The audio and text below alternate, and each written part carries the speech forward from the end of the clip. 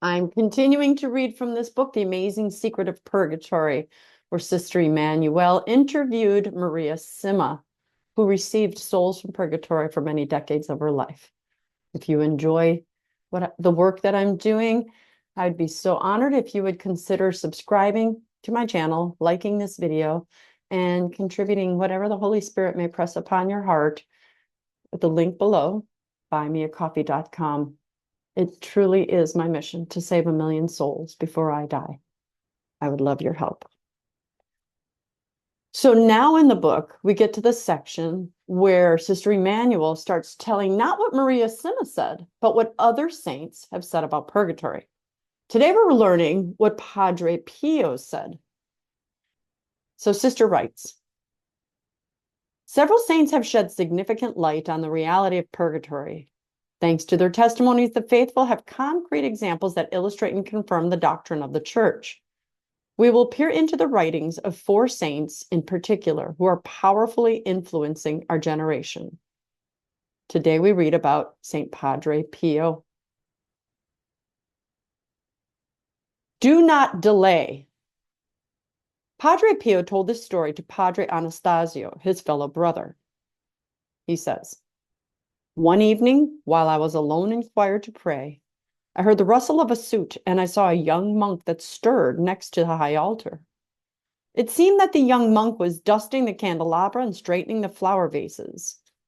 I thought he was Padre Leon rearranging the altar, and since it was supper time, I went to him and I told him, Padre Leon, go to dinner. This is not the time to dust and to straighten the altar. But a voice, not Father Leon's, answered me. I am not Padre Leon. And who are you? I asked him. I am a brother of yours that made the novitiate here. I was ordered to clean the altar during the year of the novitiate. Unfortunately, many times I didn't reverence Jesus while passing in front of the altar, thus causing the Holy Sacrament that was preserved in the tabernacle to be disrespected. For this serious carelessness, I am still in purgatory. Now God, with his endless goodness, sent me here so that you may hasten the time I will enjoy heaven. Pray for me.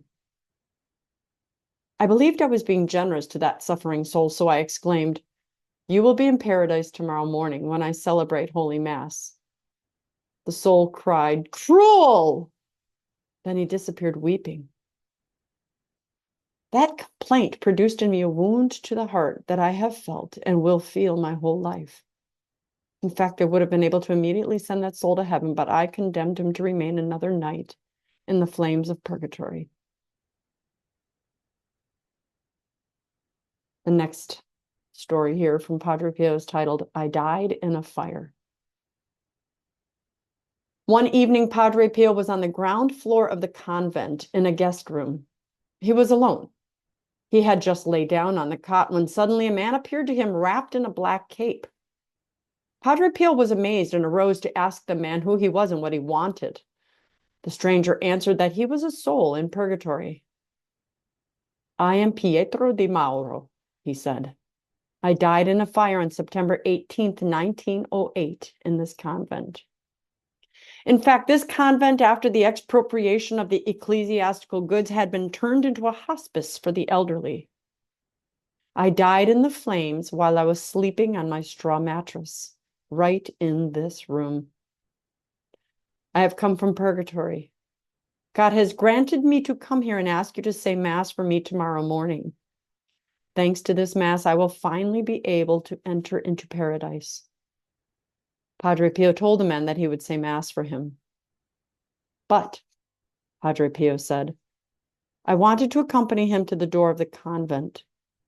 I realized I had spoken with a dead person. In fact, when we went out in the church square, the man that was at my side suddenly disappeared. I have to admit that I re-entered the convent rather frightened. Padre Paulino of Casa Calenda, superior of the convent, noticed my nervousness. After explaining to him what happened, I asked permission to celebrate Holy Mass for the deceased soul. A few days later, Father Paulino, wanting to verify the information, went to the office of the registry of the commune of St. Giovanni Rotondo. He requested and was granted permission to consult the register of the deceased in the year 1908. The story of Father Pio was true.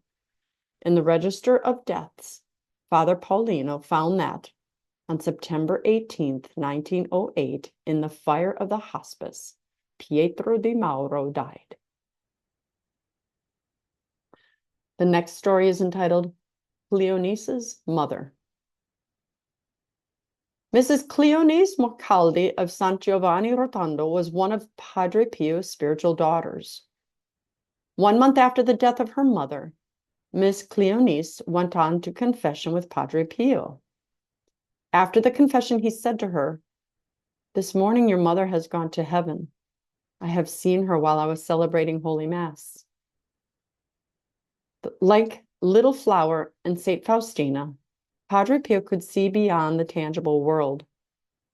For him, there was no screen between heaven, purgatory, and earth.